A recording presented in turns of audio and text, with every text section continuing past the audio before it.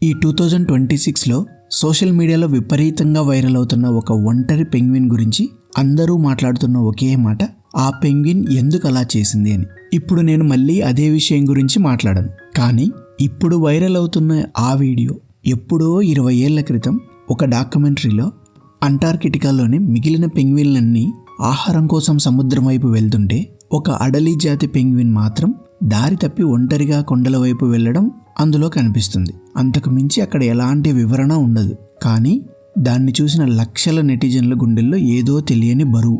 కొందరు దానికి మానసిక ఒత్తిడి, జీవితం మీద విరక్తి లాంటి భావాలను ఆపాదిస్తుంటే, కొందరు నెటిజన్లు దానిని నిహిలిస్ట్ పెంగ్విన్ అని పిలుస్తూ జీవితంపై ఆశ కోల్పోయినట్లుగా, స్వేచ్ఛను కోరుకుంటున్నట్లుగా ఎమోషనల్ మ్యూజిక్తో మీమ్స్, షార్ట్స్ పెడుతున్నారు. ఒక పక్క సైంటిస్టులు అనారోగ్యం, ఒత్తిడి, కొన్ని పర్యావరణ కారణాల వల్ల పెంగ్విన్లు అప్పుడప్పుడు తమ దిశాజ్ఞానాన్ని అంటే ఓరియంటేషన్ను కోల్పోతాయని పదే పదే చెప్తున్నా నెటిజన్లు మాత్రం వేరేలా ఆలోచిస్తుంటే, ఇక్కడ నాకు వచ్చిన ఆలోచన, ఆ ఫీలింగ్స్ అన్నీ ఆ పెంగ్విన్వే లేక చూస్తున్న నెటిజన్లు అంటే మనవా? అందుకే ఇక్కడ అసలు ప్రశ్న, ఆ పెంగ్విన్ ఎందుకు అలా ఉంది, ఎందుకు అలా చేసింది అని కాదు. దాన్ని చూడగానే మనకెందుకు మనమే కనిపించామనేది అసలు ప్రశ్న. ఇక్కడ మనసు గురించి మనకు తెలియని ఒక చిన్న నిజం ఉంది. ఎక్కడైతే శూన్యం ఉంటుందో అక్కడ మనసు అర్థాలను వెతుక్కుంటుంది.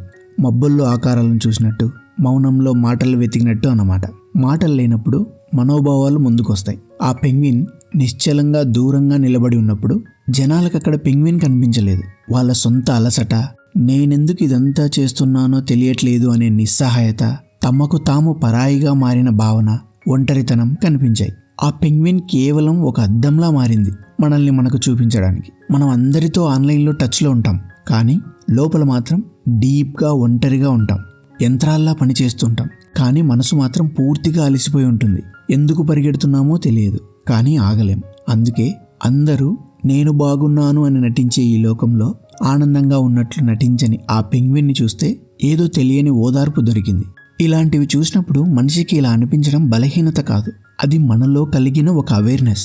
ఆ పెంగ్విన్ మనలో బాధను సృష్టించలేదు, మన లోపల ఎప్పటి నుంచో దాగి ఉన్న భావాలకు బయటికి రావడానికి ఒక దారి చూపించింది.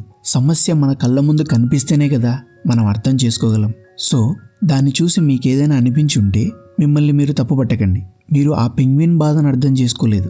చాలా రోజుల తర్వాత మీ అంతరాత్మ చెప్పేదే మీరు విన్నారు. అది నిరాశావాదం కాదు, అది మిమ్మల్ని మీరు వినడం, మీ బాధను మీరు తెలుసుకోవడం, అంతే.